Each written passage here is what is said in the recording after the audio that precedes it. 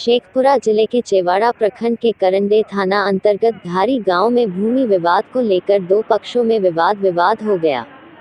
इस विवाद में रामदास महतो, नौलज महतो, बिंदी देवी घायल हो गए।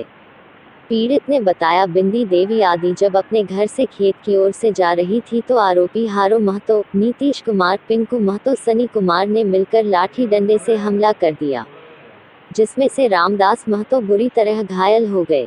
इस हमले में बिंदी देवी को भी चोट आई है, जिसे इलाज के लिए सदर अस्पताल में भर्ती कराया गया है।